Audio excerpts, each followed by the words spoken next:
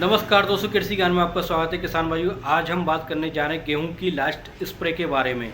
Last spray में हमें कौन कौन सी चीज़ों का स्प्रे करना है। गेहूं की बालियां सुरक्षित होंगी, गेहूं में लगने वाला माहू कीट और फंगस भी दूर हो जाएगा।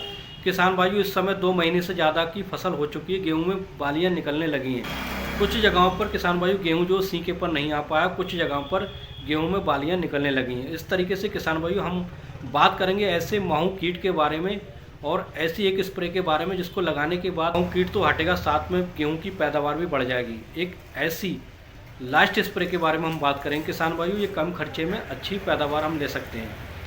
अगर आपने हमारे चैनल को सब्सक्राइब नहीं किया, सब्सक्राइब जरूर कर लें ताकि ऐसी जानकारी वाली वीडियो आपके लिए ला सकें। किसान भाइयों, इस समय जो गेहूँ की बालियाँ निकलने लगी हैं, कुछ किसान भाइयों परेशान हैं कि गेहूँ की बालियाँ निकलते समय उनकी बालियों में अच्छे से भराव नहीं हो पाता है और उनमें माहू कीट लगने का खतरा जो है बढ़ जाता है। माहू कीट तो किसान भाइयों ऐसी जगह ज़्यादा लग जाता है जहाँ पर नमी ज़्यादा बनी रहती है। खेती करने से पहले किन्हीं बातों को ध्यान देना आवश्यक होता है। किसान भाइयों, हर चीज़ की स्प्रे सही समय पर हो जाना सही होता है, तभी हम गेहूँ की सही पैदावार को, अच्छी पैदावार को ले सकते हैं।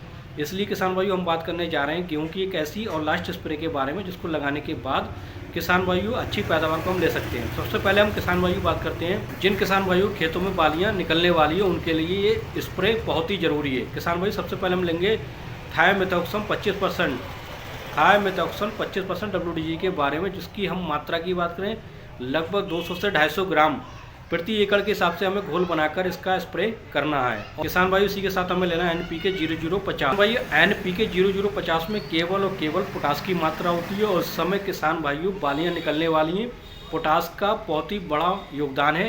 पोटास अगर इस समय हम पोटास का छिड़काव कर देते हैं तो बालियों में भराव अच्छे से होता है, दाना एकदम मजबूत चमकदार होता है, तने में मजबूती लाता है। अगर किसान भाइयों ज़्यादा बारिश होने के बाद भी बालियाँ ज्यों के त्यों खड़ी रहती हैं मजबूती के साथ। और इसी तरीके से इस समय पोटास का करना बहुत ही ज़रूरी होता है। तो ये NPK 0050 को हमें लेना है लगभग 1 से 1.5 किलो प्रति एकड़ के हिसाब से, और इन दोनों दवाओं का एक साथ घोल बनाकर स्प्रे कर देना है। स्प्रे करने के बाद हमें तुरंत ही लास्ट और आखिरी सिंचाई कर देनी है। भाइयों, लास्ट और आखिरी सिंचाई करने का मतलब ये होता है कि गेहूं की पैदावार को बढ़ाना।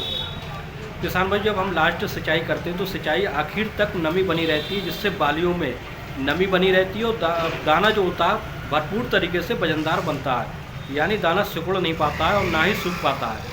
पानी लगाने के बाद किसान भाइयों सही समय पर सही उपज को सही पैदावार को हम ले सकते हैं। इसलिए तीसरा पानी लगाना बहुत ही ज़रूरी होता है। किसान भाइयों, ये कुछ बातें ऐसी होती हैं जो हर किसान भाई नहीं जानते हैं। सही समय पर अगर इन चीज़ों का प्रयोग नहीं कर पाते हैं तो आप अच्छी पैदावार को नहीं ले सकते। खेती करने से पहले किसान भाइयों खेती करने का ज्ञान होना बहुत ही आवश्यक है। अगर हम अच्छी जानकारी प्राप्त कर लेते हैं तो किसान भाइयों हम अच्छी पैदावार को हमेशा ले सकते हैं।